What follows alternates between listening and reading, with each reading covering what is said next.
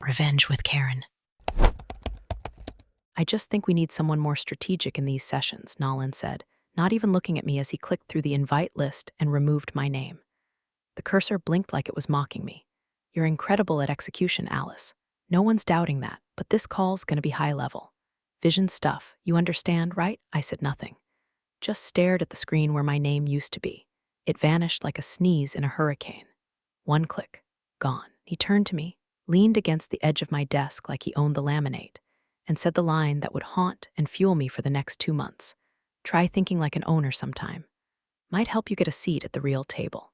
He smiled like he'd just handed me a fortune cookie laced with arsenic, then walked away, humming some stupid Eagles song like he hadn't just spit on the last 3 years of my work.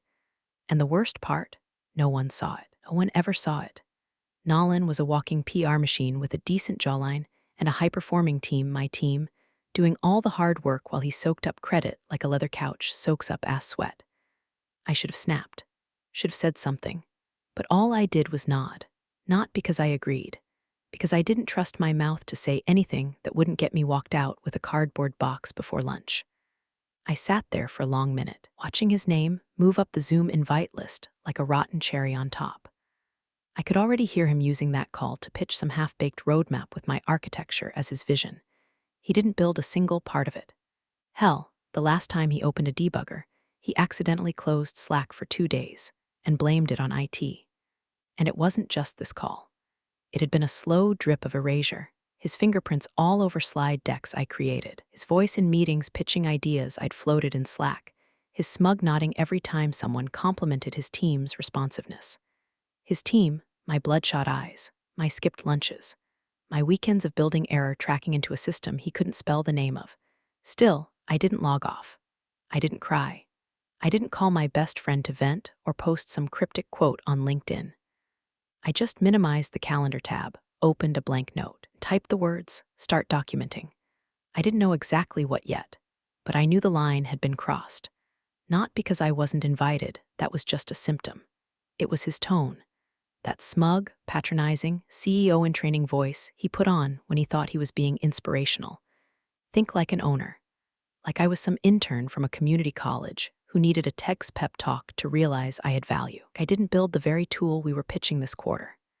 Like I hadn't, just last week, saved his ass when he couldn't explain our onboarding API to the new product analyst and sent me in with 30 minutes notice. Ownership. I'd been thinking like an owner since the day I joined. Only difference was, I didn't spend my time branding it for LinkedIn clout or repackaging it as leadership philosophy to regurgitate at all hands meetings. My phone buzzed. It was a Slack from Linda, our project analyst. Hey, weird you're not on the roadmap call. Thought you were leading that? I stared at it. My fingers hovered over the keyboard. Then I just typed, not invited. Apparently, I'm too execution focused. A moment later, she replied with a single emoji, the eyeball one, watching, unblinking. So I started watching too. I dug through the most recent deck he'd sent out to leadership. My watermark was gone. Code architecture diagram, cropped and pasted without the footnotes I always included. The roadmap, still my formatting, still my font choices, but the top corner had his initials in the file name. I opened the document version history. No edits from him, just a download, right before the last board sync.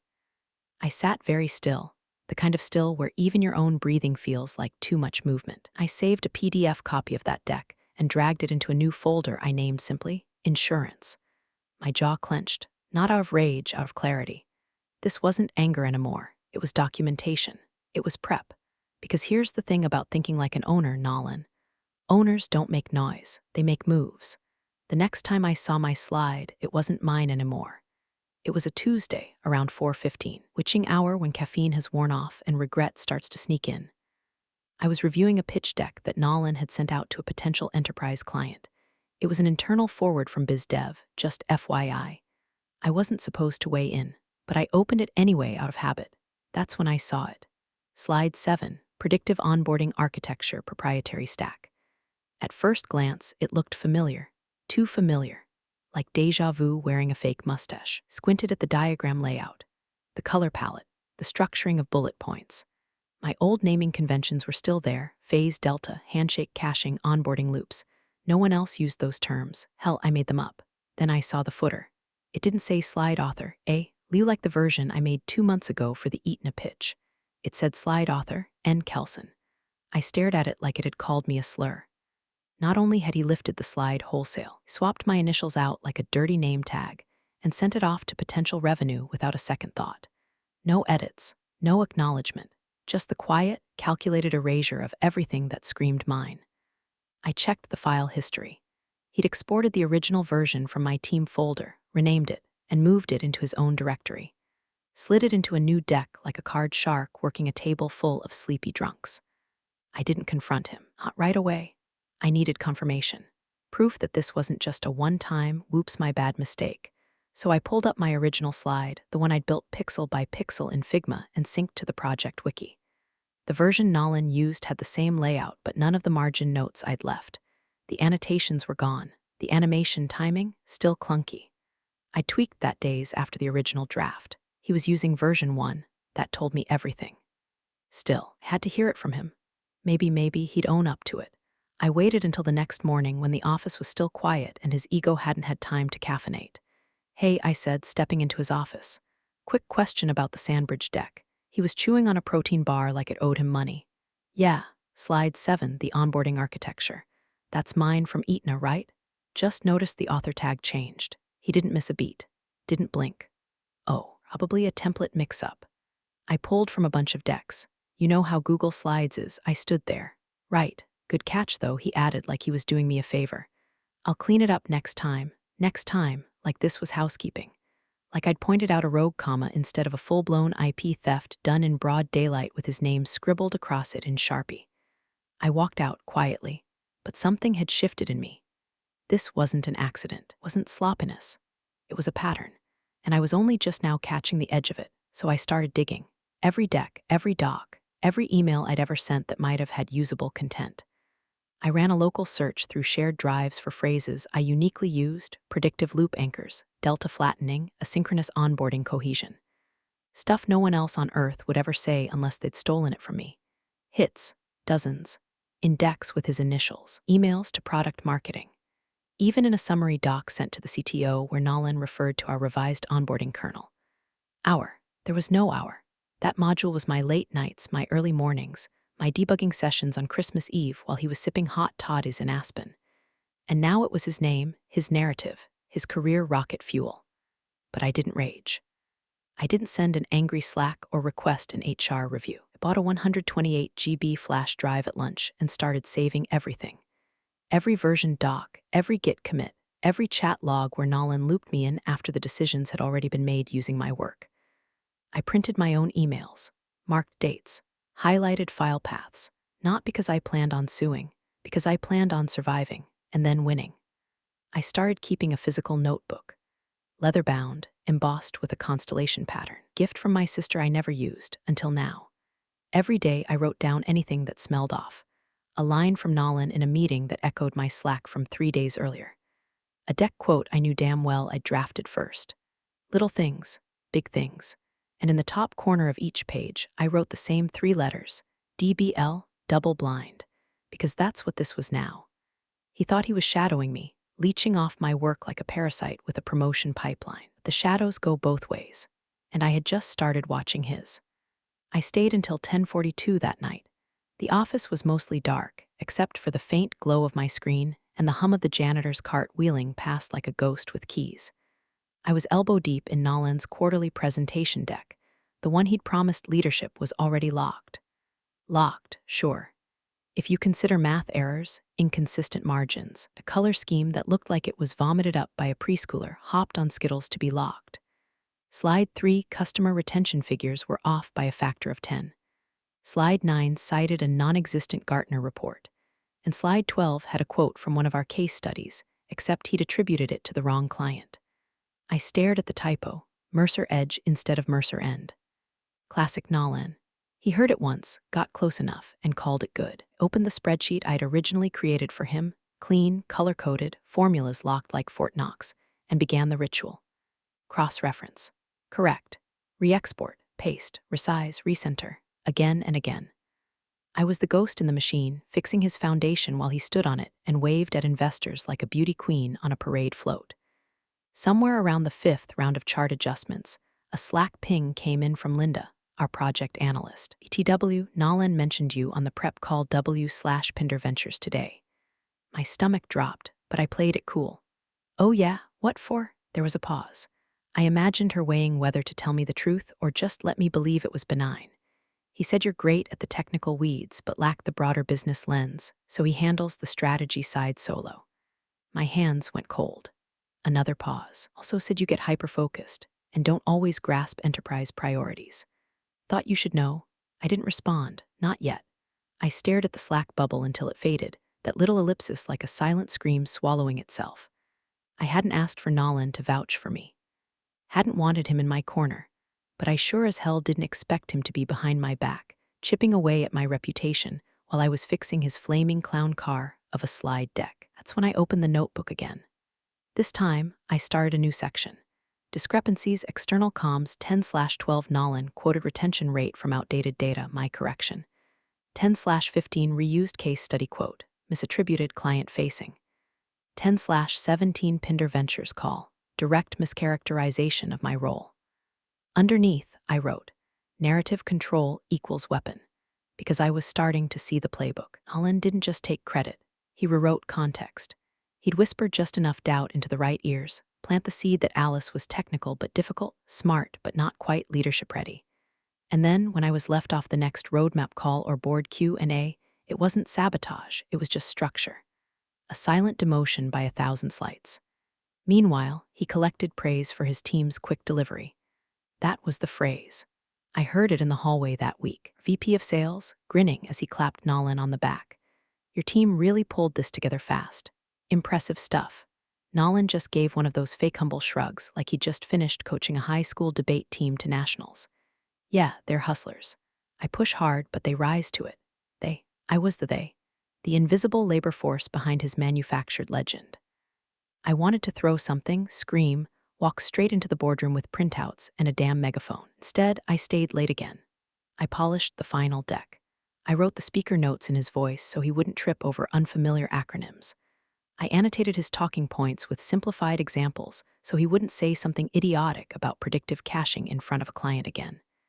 Then I printed the original deck draft. The one with the math errors, the clashing fonts, the double spacing where none was needed. I dated it, filed it in my folder. EBL slide discrepancy/prep call mischaracterization/presentation rework. There was a coldness in my chest now. Not fire, not rage, something quieter, sharper. I wasn't documenting just to prove what I'd done. I was documenting to show what he hadn't. I got home after midnight. My boyfriend asked if I was okay. I told him yes. He said, still fixing Nolan's screw-ups. I paused, just keeping things tidy. He laughed. Should start charging him a janitorial fee. But I didn't laugh. Because that's what I'd become, Nolan's janitor. The engineer with a mop, scrubbing down the mess before investors showed up to tour the showroom. But even janitors know where the keys are kept. And I'd started making copies. The email hit my inbox at 9:02 a.m. with the subject line, FW. Series B expansion pitch final PDF, no salutation. No comment, just the forwarded message from Nolan to our CFO and biz dev head, with me CC'd at the bottom like an afterthought. A courtesy, if you believed in the kind of courtesies that come laced with insult. I clicked, slowly, already bracing for whatever bastardized version of my work awaited inside. Slide 11. Right there in bold, under a navy blue header that screamed venture-ready fluff, experimental onboarding tech developed in-house by N. Kelson. No footnote, no attribution. No mention of the 2-month sprint I'd led, the bug tracking matrix I built, or the patch I pushed at 2 a.m. to keep the system from eating its own cue. Just a box diagram of my architecture, slightly redrawn but unmistakably mine. I knew it because no one else called the merge node the handshake barrel. It was a joke from my college robotics team, a stupid term that stuck. Nolan had lifted it directly from my notes, probably without understanding what it meant. And now there it was, immortalized in a deck with his name stapled to the innovation like he'd dreamt it up on a vision quest. Experimental tech I've developed. I stared at the sentence so long, the words blurred. Not because I was shocked at this point. Nolan's brand of theft had a flavor I could taste from miles away. But this was different. This was beyond the usual greasy slide theft. This was public claim. This was what investors would screenshot and send to their partners. This was the kind of language that showed up in TechCrunch blurbs and board minutes. And he'd CC'd me. For visibility, for visibility. The balls on this man, the sheer, uncut arrogance of it. It didn't even register as a mistake. To him, I wasn't even competition. I was a feature of his world, a part of the infrastructure, like Jira or the break room coffee machine. Useful, replaceable, voiceless. I didn't reply, didn't react. Just closed the laptop. The screen went black like a curtain dropping on a farce. I sat there for 5 minutes listening to the office noise, the hum of HVAC, the muffled click of keyboards, Nolan's voice laughing down the hall with someone from marketing. Then I stood up, walked to the admin desk, and said one line. Something came up. I'll be offline the rest of the day. No questions, no excuses, just gone. Probably assumed I was sulking, or plotting some passive-aggressive Slack drama. That's how small he thought, how safe he felt. When you believe someone's powerless, you don't worry about how they move. You don't ask where they're going when they walk out with quiet eyes and steady breath. But I wasn't going home to cry into a glass of Cabernet and journal about professional gaslighting. I was going to make a phone call. I sat in my car, engine off, parked in the top level of the empty lot across from the Thai place I used to hit after late shifts. I opened my personal phone, the one not tied to company MDM, and found the contact I hadn't called in almost a year. Uncle Victor. He answered on the third ring, voice like gravel in a leather pouch. Well now, if it isn't my favorite niece. Did something blow up? Not yet, I said. But someone's about to find out what I inherited. He chuckled. Not a laugh, or like the kind of noise you make when you smell smoke and already know who lit the match. What did the boy do? He's claiming ownership of my architecture in front of investors, in a deck with my work rebranded as his. There was a pause, the sound of a lighter flicked, then a long drag. He put that in writing? Yes. Sent it to you? CC'd me directly. Another pause, this one heavier. I told you, he said slowly, this industry's full of mouthy children with borrowed blazers and no leash. But this, another drag, this is actionable stupidity. Can I send you something? You already know the answer. I forwarded the deck from my personal inbox, not the work one. I'd been saving versions for weeks now, and this moment was the reason why. While it loaded, Victor spoke again. You remember what I told you during lockdown? I asked you to rebuild my data pipelines and digitize the firm's audit logs. You said I was doing work you couldn't even trust your partners with. Exactly. Because I don't hire loyalty. I invest in intelligence. He paused, the sound of a file opening on his end. Well, look at that. The handshake barrel. You always had a weird sense of humor. He exhaled slowly like the fuse had just been lit. Send me everything. Full log trail. Code commits. Data with timestamps. If he's going to try and stand on your shoulders, let's make sure he understands exactly who's holding the ground. I closed my eyes, not out of relief, out of clarity. The kind that comes when you finally stop defending yourself and start documenting your enemy's fall. I'll send it tonight. No rush. I'll be on a call tomorrow morning with the fund's operating board. Maybe I'll ask a question about ethics in IP representation, just for fun. The line went quiet after that, not dead, just simmering. I opened my laptop again. Only this time I wasn't fixing someone else's mess. I was preparing an exhibit. Nolan told me to think like an owner. He forgot to ask who I was related to. I didn't show up Wednesday or Thursday. No Slack pings. No emails. Just a single, bland note from HR marked sick day, submitted through the portal, no details. I let the status icon, next to my name, fade to gray like I'd fallen off the edge of the earth. And honestly, that's exactly how I wanted it. Because when you vanish quietly, people start writing your story for you. The trick is letting them get comfortable with the wrong version, so it hurts more when the ending shifts. I imagined Nolan pacing that hallway, making his usual rounds with a cup of overpriced pour-over, doing his wide-armed laugh in front of interns like he was their frat god. In his head, I was probably home sulking, or maybe updating my resume in a passive-aggressive flurry of career despair. He wouldn't waste more than 30 seconds wondering where I went, because in his mind, I wasn't a threat, just an overworked tech gremlin who got pissy when she didn't get a gold star. He wasn't entirely wrong. I was overworked. But the pissy part, that was long gone. It was strategic now. At 9:01 a.m. on Wednesday, my Uncle Victor emailed the firm's managing partner with a simple request. Can I get the last 3 performance decks shared with Series B leads? Want to make sure our IP indemnity language is still aligned before renewal. He CC'd legal and the fund's operational compliance lead.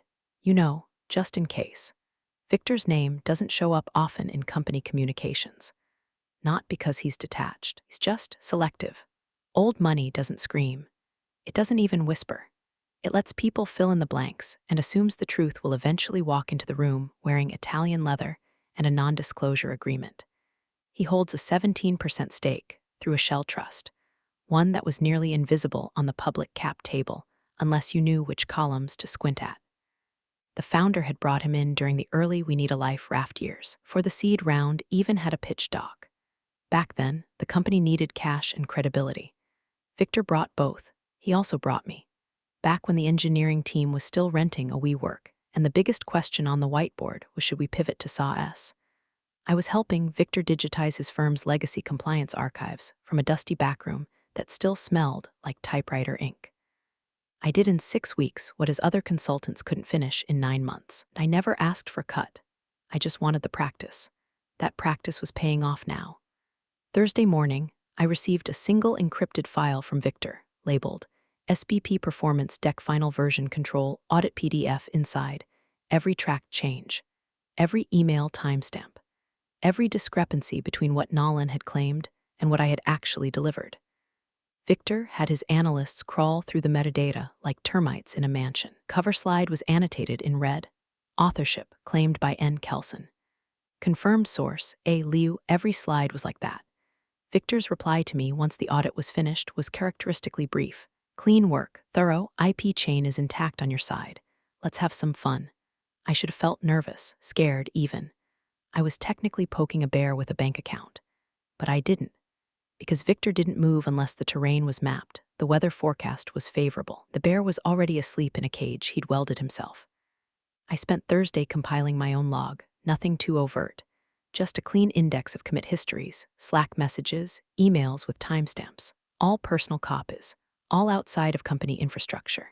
If anyone ever questioned ownership, I had a timeline even our legal department couldn't ignore. Nolan, meanwhile, was floundering. I could feel it even from the silence. Thursday afternoon, Linda texted me from her personal number. Nolan just tried to lead an engineering sync solo. Got ratioed in Slack. Ratioed? 3 engineers walked out of the meeting after he called the onboarding loop the code spinner thing. Good. He's sweating, Alice. I've never seen him sweat. Neither had I. The man was made of Teflon and startup culture. Nothing stuck. But sweat meant pressure. And pressure meant cracks. That evening, another email from Victor hit my inbox. Investor Zoom scheduled for Monday morning. You'll want to be in the office for this one. That's all he said. No wink, no clue, but I knew. I knew Nolan was going to walk into a meeting expecting a crown and come face to face with the person he'd written out of the story.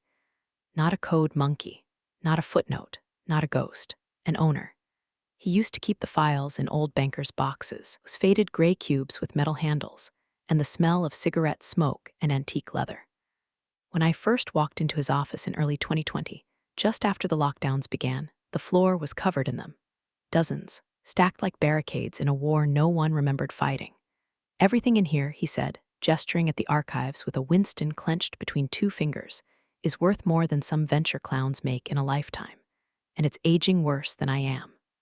I laughed. Didn't scan it, encrypt it, index it, make it legible for the world that forgot what real ownership looks like. I was 28, bored out of my mind with bug fix tickets and asynchronous sprint meetings. So I did it. Over 6 weeks, I transformed his fire hazard of a firm archive into a cloud-native, version-controlled system that his partners could access from a dashboard with layered permissions and dynamic audit trails. While other techies were doing Zoom happy hours and baking banana bread, I was learning what real power looked like in raw contract language and 60-year-old capital agreements. It was also the first time I heard the line that would tattoo itself into the back of my brain.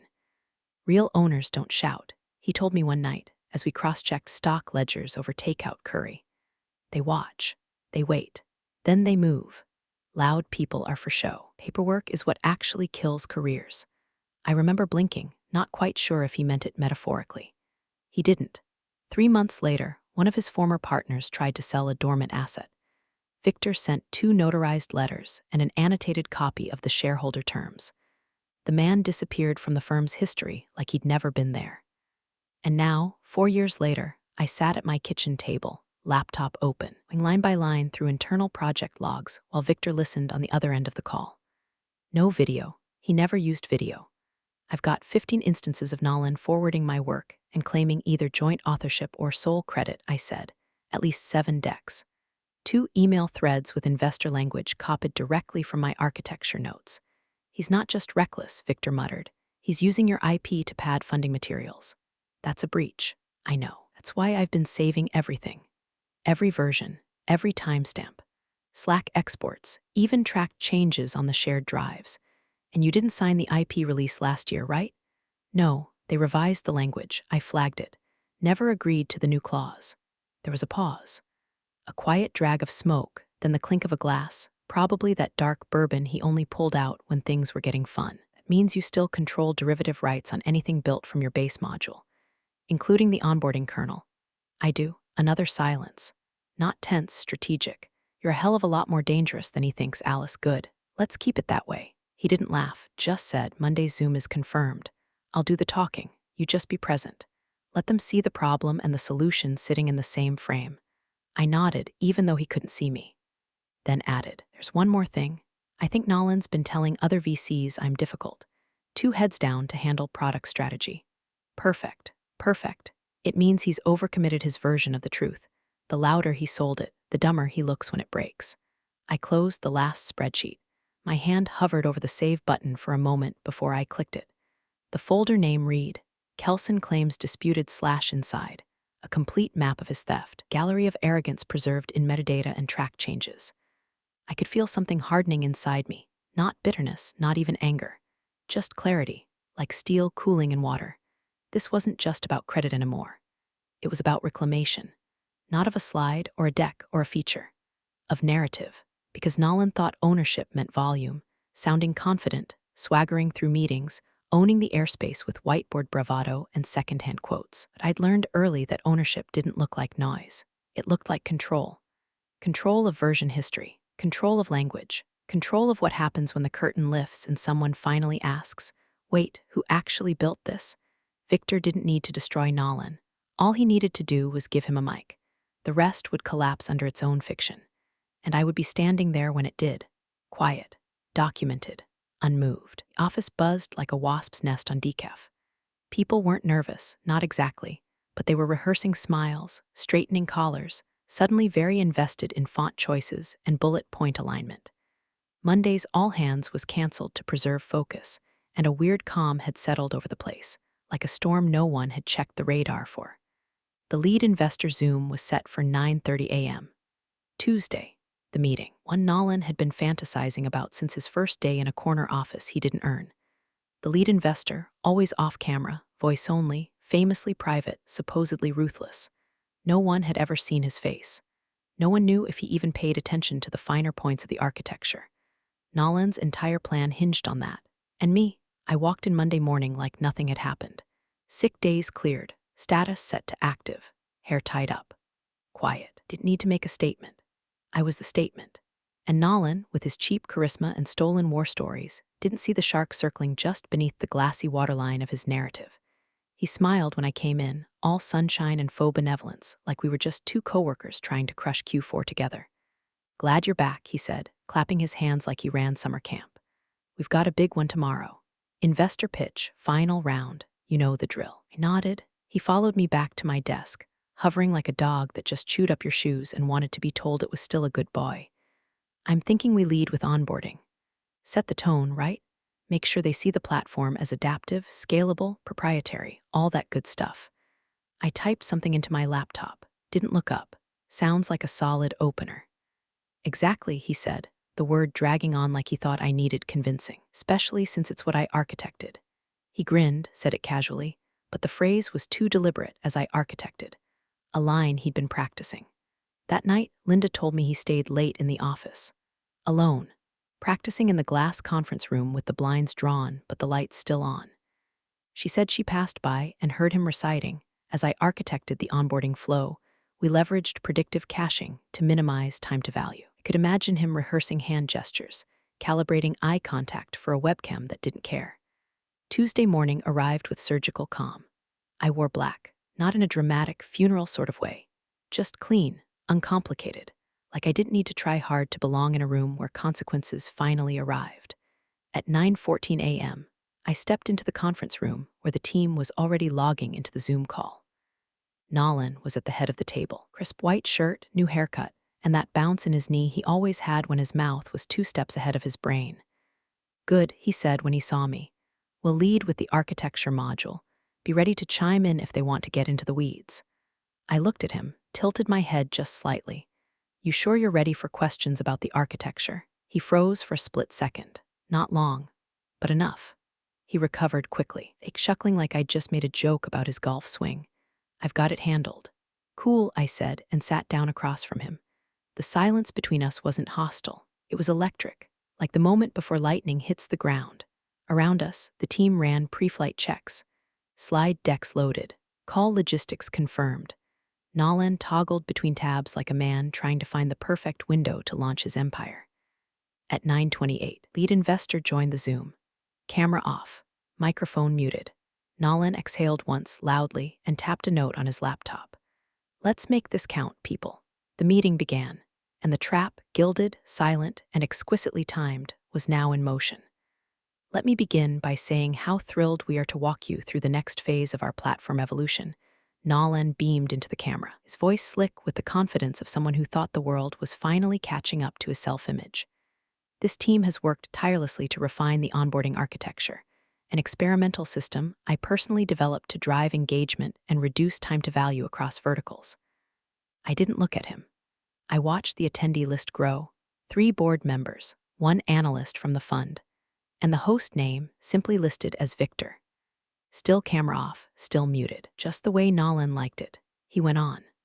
"As I architected our onboarding loop, I focused on 2 key principles: modular design and predictive caching. That led us to develop what I call the handshake barrel." I heard it, that little quiver of hesitation in his voice when he said it. What I call, because he knew. Somewhere deep in that gelatinous ego, a flicker of doubt whispered, "You didn't come up with that." But he kept going. "Our projections show a 38% acceleration in adoption cycles for mid-tier clients, based on the logic core we implemented in," and then it happened. The camera clicked on. No fanfare, no alert tone, just a sudden shift in the light, a presence entering the room like a trapdoor had opened beneath the call. And there he was. Victor, gray hair cropped close, wireframe glasses. The old navy blue company hoodie from 5 years ago, faded and soft around the edges. The original logo, back when we still called ourselves FlexFrame and had to beg vendors to take us seriously. Nolan froze mid-sentence, not like he lost his place, like his mouth had suddenly become an accessory he didn't know how to operate.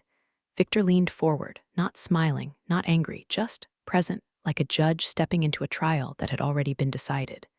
"Good morning," he said. Nolan swallowed. I saw the sweat gather just under his temple, a glisten betraying the polished exterior. Hi, Mr. Faulkner. I didn't realize you'd be joining on video today." Victor raised an eyebrow. Neither did most people, I imagine. The air in the room changed. You could feel the shift ripple through the call like a live wire had been dropped into still water. The board members sat up straighter. One even reached for notepad. Across the table, I remained still, chosen my seat carefully, just inside the camera frame. Not centered, not dominant, just visible, a presence that didn't need to speak to be noticed. Victor's eyes flicked across the screen. They paused when they landed on me. He gave the smallest of nods. I didn't return it. He turned back to Nolan. "I was reviewing the architecture module you described," he said, tone level, almost bored. "The one you claim to have developed." Nolan opened his mouth. Victor raised a finger. "Before you elaborate," he continued, "I'd like to screen share something." He clicked. The screen flickered. A deck opened, identical to the one Nolan had presented earlier. Except this version had footnotes, git commit timestamps, author metadata, every single module attributed to me. Victor didn't say a word as he clicked through the slides. Just let the silence expand like a balloon stretching around a blade. Slide after slide, underlined phrases in the notes panel, highlighted snippets in the footer, scrolled through version history showing my initials, my timestamps, my architecture. Finally, he stopped on one slide, the handshake barrel. "Curious name," he said. "Where did that term come from, Mr. Kelson?" Nolan looked like someone had poured warm milk into his CPU. It's an internal term. I thought it described the function well. Victor turned his gaze to me. Calm. Surgical. Alice. Ever heard that term before? I kept my voice even. Yes, I coined it. At FlexFrame. In 2021. Victor nodded like a conductor cueing the final note. Of course you did. The silence that followed wasn't just awkward, it was lethal. On the attendee list, one board member went off mute, then back on. The CFO began typing furiously in the Zoom chat. And Nolan looked like a man who realized he'd been building his house out of someone else's bricks, and the owner just showed up with a deed. He opened his mouth, finally, to try and salvage anything, but the trap had already sprung. He was just now learning the taste of dust. Victor's voice cut through the Zoom like a scalpel, calm and measured, leaving every participant frozen in a moment stretched thinner than sinew. Before we continue, he said, tone precise, deliberate, I'd like to ask about the ownership of the architecture described in these slides. Nolan blinked. Palms pressed against his desk, fingers splayed like a man trying to stop a flood with his bare hands. I mean, it's, developed in-house. His voice cracked at the wrong moment, that faint tremor that gives liars away. Victor leaned back slightly, the kind of lean that said he knew exactly how far the line extended before someone got cut. Then he hit share screen. Deck flickered to life, but this time it wasn't just a slideshow. It was a forensic map. Commit logs scrolled, timestamps precise down to the second, each change annotated and attributed. Every module, every line of code, every architecture diagram meticulously traced back to me. Footer metadata glowed like neon under his pointer, my initials clearly stamped. And this clause, Victor said, dragging a digital highlighter over the licensing section of the internal contract, explicitly grants Alice Liu full derivative rights over her module. Any redistribution or claim without her consent is a violation of IP indemnity. The camera caught Nolan's face contorting, sweat beads sliding down temples, his throat tightening like someone had looped a cable around it. He tried to stammer, I thought we had an understanding. It's standard practice. The CFO, who had been quiet until then, leaned forward, eyes wide, fingers hovering over a notepad. Wait a second, this violates IP indemnity. The clause is ironclad. This isn't just a misattribution, it's a breach of contract. Legally, the company could be exposed. A collective pause filled the room. The silence wasn't just tense, it was the sound of 100 unspoken realizations settling in at once. Nolan opened his mouth again, but it was a gurgle, futile attempt at narrative control that had already evaporated under Victor's surgical calm. Victor didn't need to shout, didn't need to point fingers. He didn't need to wave or lecture. The evidence itself was a hammer, and every person on that call felt it descend. Access revoked pending legal review, announced IT, automated but perfectly timed. Nolan froze, his lips pressed tight, realizing he could neither speak nor move without alerting compliance. Then, finally, the spotlight turned to me. Not a literal spotlight, but the attention of every participant, every screen, every pair of eyes. Victor nodded slightly, the smallest gesture that carried a universe of implication. The architect of the system, the rightful owner, the one with the unassailable claim, was in the room. HR pinged a private chat. Alice Liu, please join the board discussion. I closed my laptop, leaned back, hands folded calmly in my lap. No smile, no exhale. The work, the late nights, the invisible labor, the stolen slides, the misattributed emails, all of it culminated in this singular, silent vindication. When I walked into the board discussion, it was alone. Nolan had been left outside, muted, uninvited, his authority evaporated. Every step I took across the room felt heavier with the weight of ownership, the real kind. The kind that doesn't need to shout, doesn't need to pose, just exists, moves, wins. Victor's gaze followed me briefly. No words, just acknowledgement. For everyone else, the realization was electric. The owner in the room wasn't the one who had shouted, waved, or postured. The owner had always been sitting quietly, watching, documenting, and waiting for the perfect moment to move. And now the movement was complete. The narrative flipped, the usurper exposed, authority restored, not loudly, not theatrically, but with an irreversible, total reversal. Nolan's empire of borrowed credit collapsed in real time, every misstep, every misattribution now etched into corporate memory. And I simply sat, calm, measured, present, because ownership doesn't need applause. It only needs control. and control had finally been reclaimed. Big thanks, you legends of the old office days. Subscribe to keep the switch-flicking chaos alive. Your ex-boss is shaking in their loafers.